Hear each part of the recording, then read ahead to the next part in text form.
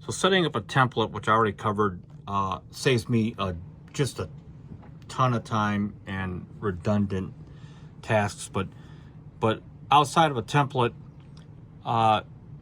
when you're working in like multi-sequences, which I'm going to show you in a minute, you want to be able to go from one sequence to another and have the same sounds mapped up, because you can have up to 128 sequences in a project, but they don't default on purpose. They don't default to the sound that you have assigned, because and I'm glad that Kai did do it that way, because you could be doing a thing where song sequence 1 in a project is one song with its own sounds, and sequence 2 could be like an entirely different song, because a project doesn't have to be the same sequence. So what I'm talking about today is more so related to dealing with one song deconstructed within a project, as opposed to the latter example. And so what I'm going to do is, I've got this like song that's already developed, so I already know the tracks, I already got an idea of the sounds I'm using, so that half the battle's over with, right? And I've got, you know, I've figured out that this guitar is what I'm going to use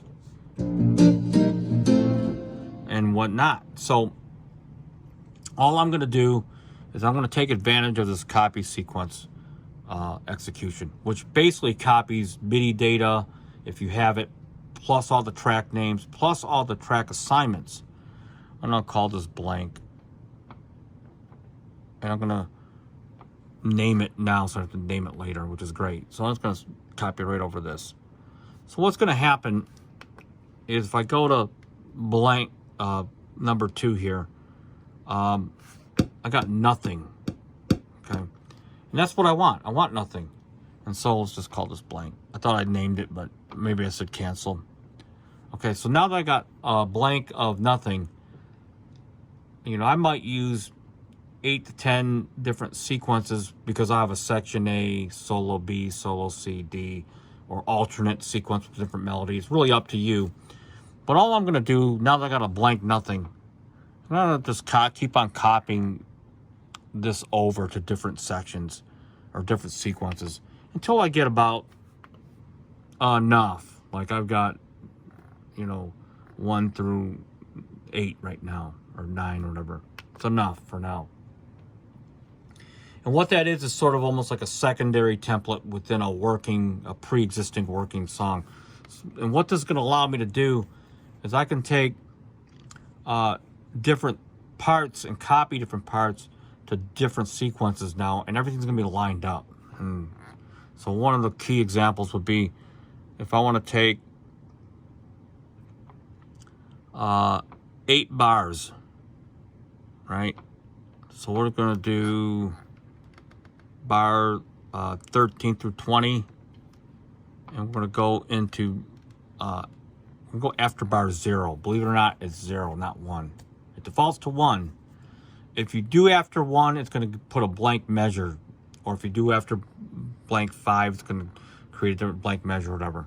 So, and the reason why it gives me that choice is because sometimes you might want to copy 4 bars into a sequence that already has data on it, and you want to insert it before what would have been bar 1 or after, or whatever. So that's the reason for that. So I'm going to do 0. And what that's going to do, if I go to take 2, all it's going to give me is the 8 bars.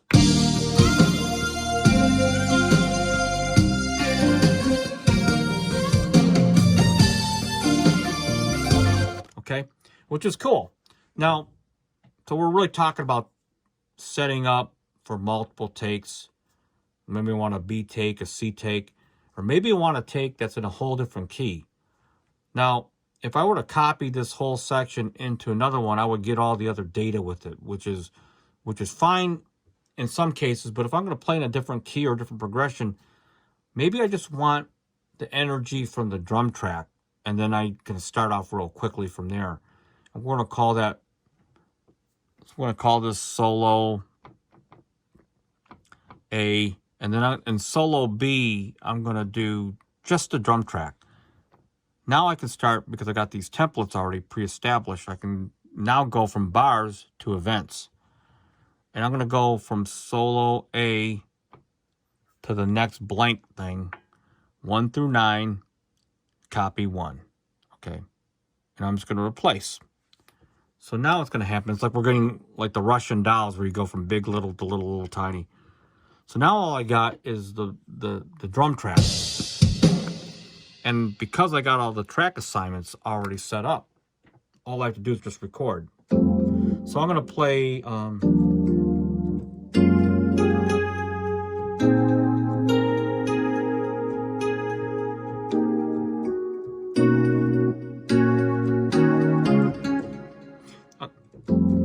going to do it in F.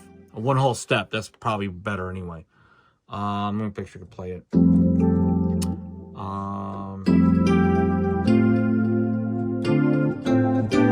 So I'll see if I can play this today.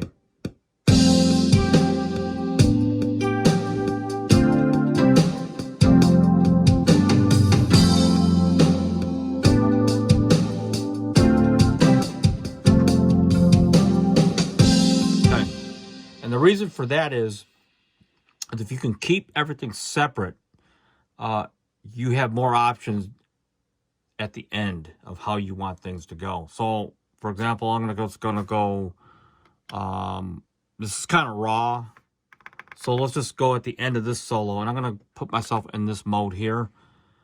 And first of all, I'm gonna label this so we know what we're doing. Solo in F. Okay, so let's just go into here, and I'm gonna go here, and I'm just gonna take the transport.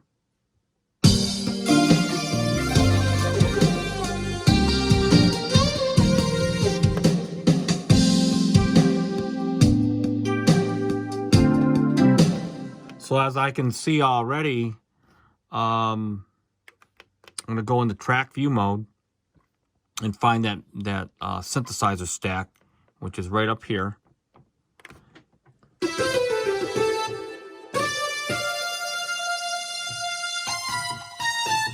Let's see, I'm in F, right?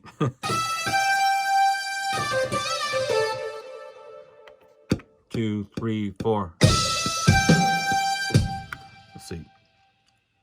Let me just do this real quick. Undo.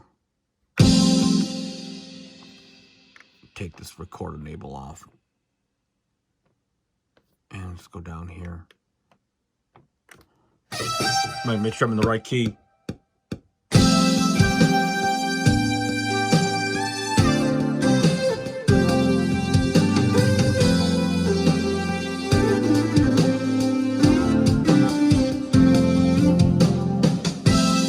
So what's going to happen? I'm just doing this for the sake of the video. But if I go into here, you can kind of hear where I'm going with this possible.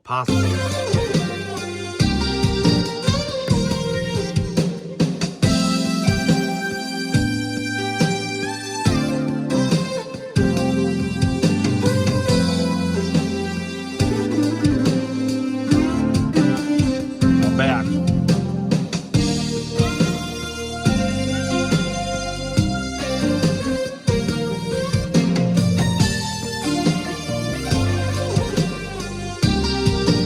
Back to the beginning.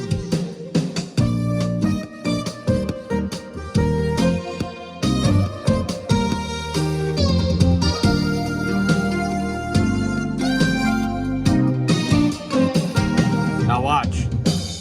I'll go to F right now.